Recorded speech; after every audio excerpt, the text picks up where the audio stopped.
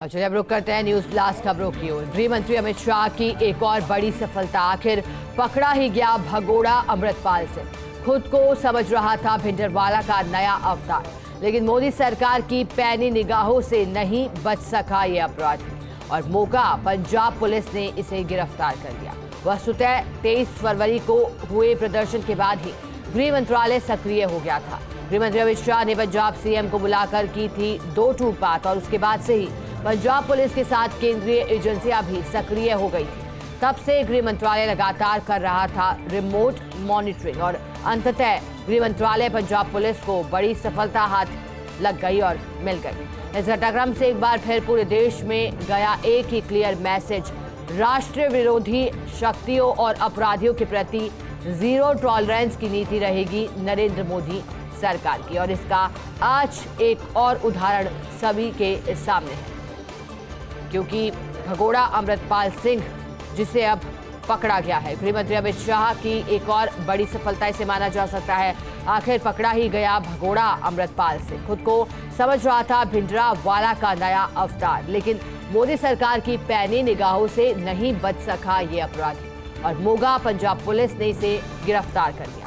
वस्तुतः 23 फरवरी को हुए प्रदर्शन के बाद से गृह मंत्रालय सक्रिय भी हो गया था। गृह मंत्री अमित शाह ने पंजाब सीएम को बुलाकर दो टूक बात की थी। उसके बाद से ही पंजाब पुलिस के साथ केंद्रीय एजेंसियां भी सक्रिय हो गई थी। तब से गृह मंत्रालय लगातार कर रहा था रिमोट मॉनिटरिंग। अंततः गृह मंत्रालय पंजाब पुलिस को सफलता मिल ही गई। इस घटनाक्रम से एक बार फिर पूरे देश में एक ही क्लियर मैसेज गया है, राष्ट्रीय विरोधी शक्तियों और अपराधियों के प्रति जीरो टॉलरेंस की नीति रहेगी नरेंद्र मोदी सरकार। और सीबीआई के लिए नया कानून बनाने की तैयारी। सीबीआई की भूमिका और कार्य प्रणाली को राष्ट्रीय आकार देगी केंद्र सरकार। उसी मकसद से अलग अलग कानून बनाने की तैयारी हो रही है। संसद की स्थायी समिति ने अलग से कानून की सिफारिश की है। सूत्रों के मुताबिक नया कानून होगा संघीय स्तर का कानून बनने से राज्य सरकारों की सहमति लेने की अनिवार्यता खत्म हो सकती है। फिलहाल राज्य सरकारों ने अपने अपने हिसाब से सहमति देने के प्रावधान बनाए हैं। 7 साल में 9 राज्यों ने सीबीआई से जनरल कंसेंट लिया है वापस। और देखिए, अब सीबीआई को लेकर के जहां ये सुगबुगाहट तेज हुई है कि नए कानून के तहत अब अपनी कार्य प्रणाली आगे बढ़ाएगी, लेकिन सीबीआई के लिए नया कानून बनाने की तैयारी हो रही है। सीबीआई की भूमिका और कार्य प्रणाली को राष्ट्रीय आकार देगी केंद्र सरकार। उसी मकसद से अलग कानून बनाने की भी तैयारी हो रही है।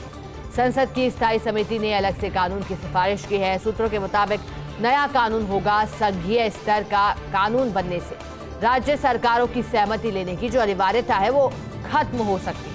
फिलहाल राज्य सरकारों ने अपने अपने हिसाब से सहमति देने के प्रावधान बनाए हैं। 7 साल में 9 राज्यों ने सीबीआई से जनरल कंसेंट वापस लिया है।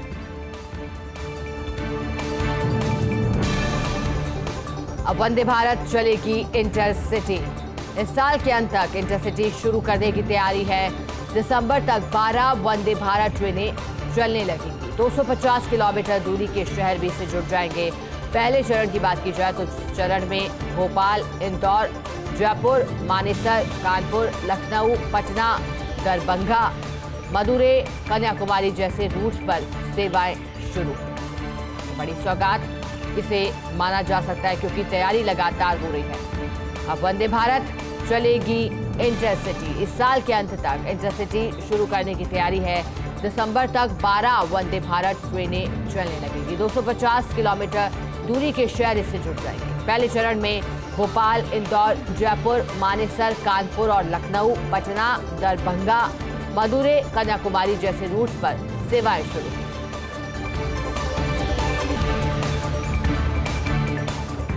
आईसीआईसीआई बैंक का शुद्ध लाभ 30% बढ़कर 9,121 करोड़ रुपए। शनिवार को जनवरी मार्च क्वार्टर के प्रॉफिट की घोषणा। लाभ के आधार पर शेयर धारकों को मिलेगा 8% लाभांश, यानी कि जो कुल आय है वो अब 36,108 से ज्यादा 36 करोड़ से ज्यादा, माफ कीजिएगा, खर्च जो है वो 22 करोड़ से ज्यादा बताया जा रहा है। पिछले वर्ष इसी अवधि में आए थे कुल 27,000 जो करोड़ है, 415 उससे भी ज्यादा। पिछले 10 वर्ष इस अवधि में खर्च था 17 करोड़ रुपए से ज्यादा। देखिए लगातार जो है एक के बाद एक कई प्रॉफिट इसे माना जा सकता है, क्योंकि आईसीआईसीआई बैंक का शुद्ध लाभ 30% बढ़कर अब 9,121 करोड़ रुपए पहुंचा है। शनिवार को जनवरी मार्च क्वार्टर के प्रॉफिट की घोषणा। लाभ के आधार पर शेयर धारकों को मिलेगा 8% लाभांश। कुल आय 36 करोड़ रुपए के आसपास, तो वही खर्च होगा 22 करोड़ के आसपास। पिछले वर्ष इसी अवधि में आई थी 27 करोड़ रुपए के आसपास। पिछले वर्ष इस अवधि में खर्च था 17 करोड़ के आसपास।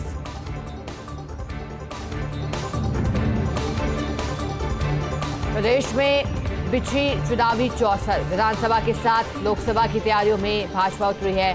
भाजपा ने गत दोनों चुनावों में जीती लोकसभा की सभी 25-25 सीटें। भाजपा ने इस बार भी रखा था टारगेट 25। इसी कड़ी में सभी सांसदों को दिए सोशल मीडिया पर सक्रिय रहने के निर्देश, ताकि केंद्र की योजनाओं को पहुंचाया जा सके लोगों तक। करीब 7 से 8 कंटेंट सोशल मीडिया के तीनों प्लेटफॉर्म पर प्रतिदिन शेयर करना होगा। 60% वीडियो कंटेंट में लाभकारी योजनाओं पर फोकस रहेगा, तो जिसका जिक्र तमाम विपक्षी पार्टियां भी करती है कि जिस तरह से भाजपा की रणनीति रहती है, खासतौर पर जितना सक्रिय सोशल मीडिया प्लेटफॉर्म पर है, वैसे ही प्रदेश में भी चुनावी चौसर बिछी है।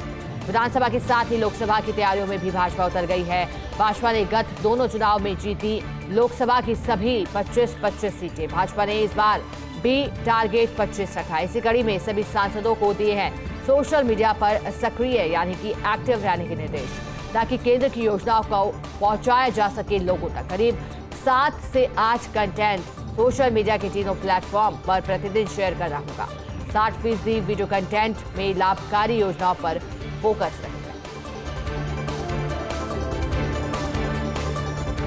प्रदेश में सक्रिय हुए प्रशांत किशोर। चुनाव से 7 माह पहले पीके की सक्रियता के कई मायने हैं। पीके की सक्रियता से कांग्रेस भाजपा में अब हलचल हो गई है। सूत्रों के मुताबिक सोशल मीडिया और अन्य माध्यमों से जोड़ रहे पीके, चुनाव लड़ने के इच्छुक लोगों को जोड़ रहे हैं पीके। राजस्थान में व्यवस्था बदलाव का हिस्सा बनने का संदेश दिया जा रहा है। तो जिस तरह से इनकी रणनीति की चर्चा चहुओर होती है, अब प्रदेश में सक्रिय हुए हैं प्रशांत किशोर। चुनाव से 7 माह पहले पीके की सक्रियता के कई मायने निकाले जा रहे हैं।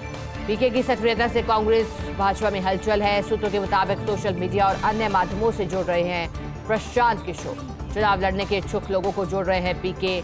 राजस्थान में व्यवस्था बदलाव का हिस्सा बनने का संदेश भी दिया जा रहा है।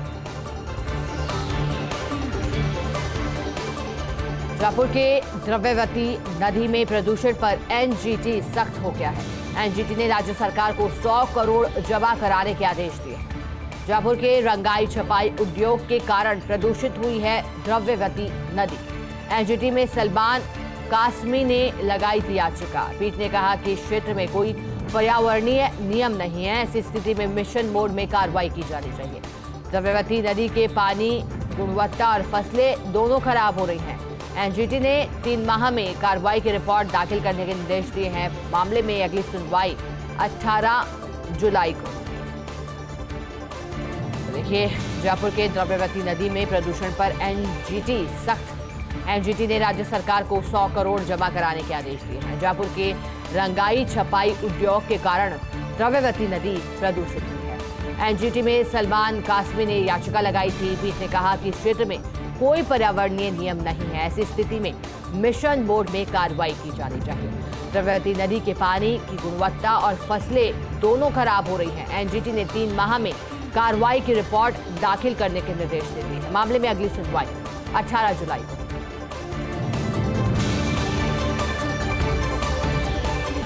अब और तपाएगी गर्मी। प्रदेश में पश्चिमी विक्षोभ का असर खत्म।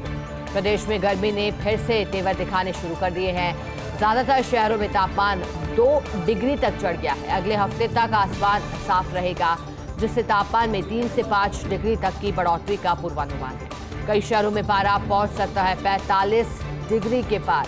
पाक से आने वाली गर्म हवाएं, जिसका असर से गर्मी का असर बढ़ेगा। मई के पहले हफ्ते तक लू चलने का भी अनुमान है।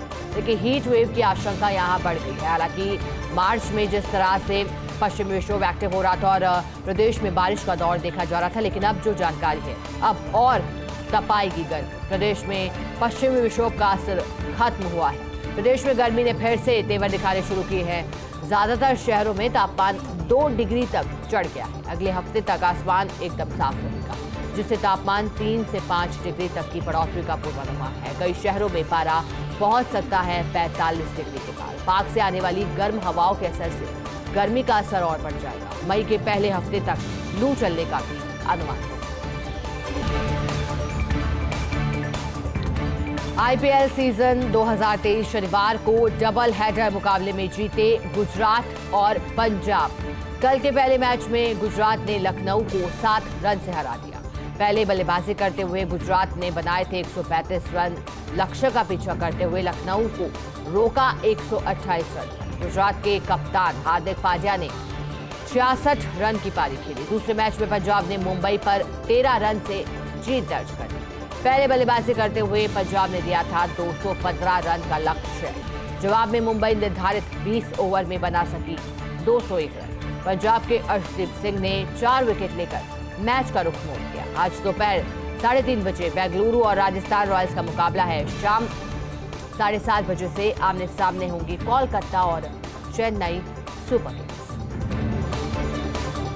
देखिए, जिस तरह से लगातार आईपीएल को लेकर फैंस में क्रेज है, लेकिन जहां बड़ी जीत, क्योंकि कल आईपीएल सीजन 2023 का शनिवार को डबल हेडर मैच खेला गया। और देखिए, इस मैच में किस तरह से जीत हासिल करी वो भी हम आपको बता रहे हैं। मुकाबले में जीते पंजाब और गुजरात। कल के पहले मैच में गुजरात ने लखनऊ को 7 रन से हराया। पहले बल्लेबाजी करते हुए गुजरात ने 135 रन बनाए थे। लक्ष्य का पीछा करते हुए लखनऊ को 128 रन पर ही रोक लिया गया।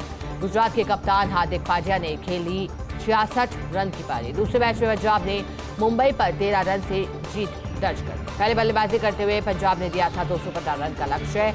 जवाब में मुंबई निर्धारित 20 ओवर में बना सकी 201 रन। पंजाब के अर्शदीप सिंह ने 4 विकेट लेकर मैच का रुख मोड़ दिया। आज दोपहर भी 3:30 बजे बेंगलुरु और राजस्थान रॉयल्स का मुकाबला होने वाला है। शाम 7:30 बजे से आमने सामने होंगे कोलकाता और चेन्नई सुपर किंग्स।